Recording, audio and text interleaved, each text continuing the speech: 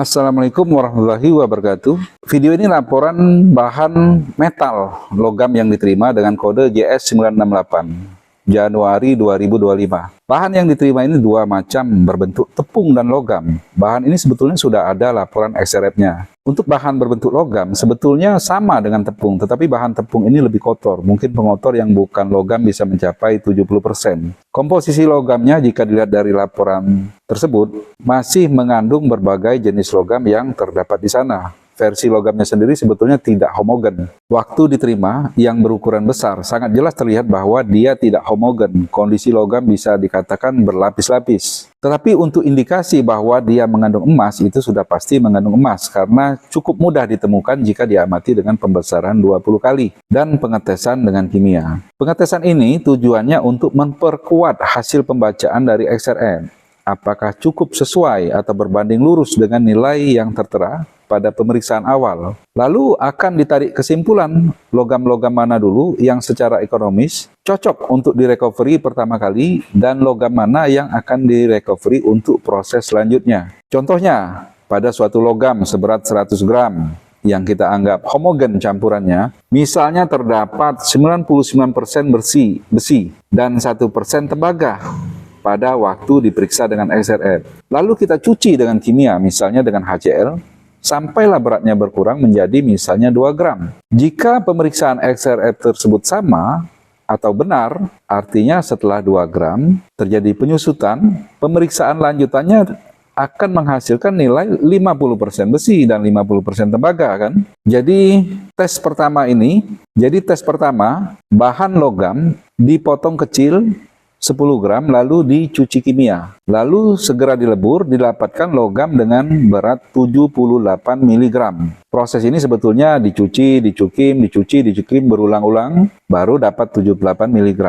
Pada tes 2, logam dengan berat 100 gram. Walaupun ini 100 gram, proses cukimnya memakan waktu yang sangat lama, sekitar 4-5 hari dengan mode panas dingin, dan seterusnya.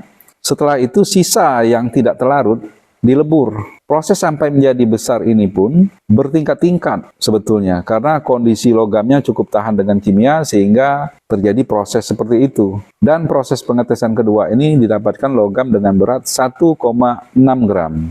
Tes ketiga, untuk bahan yang terlarut atau menjadi larutan, direcovery dengan tujuan logam timah atau timbal. Harapan saya lebih banyak timah. Jadi proses recovery mengarah ke logam timah untuk sisa larutan. Tentu logam-logam lain seperti nikel yang berharga karena kebetulan saya di lokasi terpencil, sehingga mengira-ngira berapa banyak nikel, timahnya, atau logam-logam lain yang berharga itu menjadi sia-sia karena tidak cukup bahan kimia dan juga peralatan. Dari jumlah logam limbah, timah yang berhasil cukup murni dan direcovery berdasarkan hasil laporan XRF, artinya dari sisa timah saja bisa diberdayakan dengan membuat beberapa turunan kimia dari timah, sehingga angkanya bisa meningkat. Dalam 100 gram timah saja bisa menghasilkan uang di atas 100 juta kalau menurut saya, karena itu kita akan membuat, bukan menjual timah, tapi membuat senyawa timah, seperti contohnya kita membuat penyepuhan timah misalnya, atau beberapa komponen kimia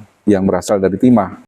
Jadi ada 3 laporan dari logam sebelum saya olah, itu emas 0,3%, IR 2, sekian persen, dan SN 17%. W atau tungsten itu 1,9. Jadi logam berharga di sini emas, IR, dan SN timah. Yang cukup signifikan IR dan timah ya.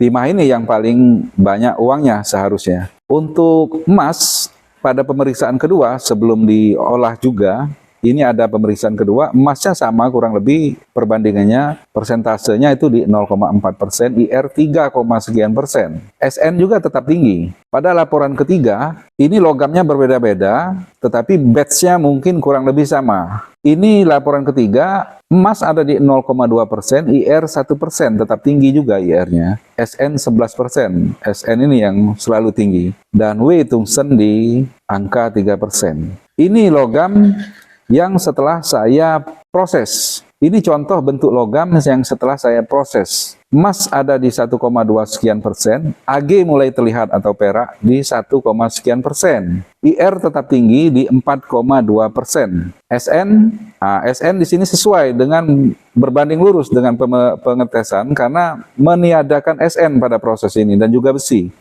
Besi di sini banyak dalam bentuk persen. Mungkin ada besi yang tertutupi oleh logam yang tidak terpengaruh sama kimianya besi, sehingga besi aman. Tapi besinya dalam jumlah yang ini pengetesan 1,6 gram, artinya besinya ada di mungkin 0,8 gram. Jadi ini gampang, tapi tungstennya ikut naik karena tungsten paling tahan, itu ada di 30%. Jadi berkesesuaian proses ini dengan pemeriksaan setelah diproses ya. Nah ini tes pertama. Ini tes pertama yang di ukuran miligram tadi, emas ada di 2, sekian persen. Yang berasal dari 10 gram tadi menjadi sekian miligram. Emas jadi 2, sekian persen. PD mulai kelihatan, RHRU tapi semuanya kecil. IR yang berbanding lurus, cukup berbanding lurus ya saya bahasakan dalam ukuran persen. Dan timah tidak terlihat di sini. Nah ini limbah. Limbah sebagai bubuk yang saya kirimkan, bubuk ini mengandung ternyata timah 97%.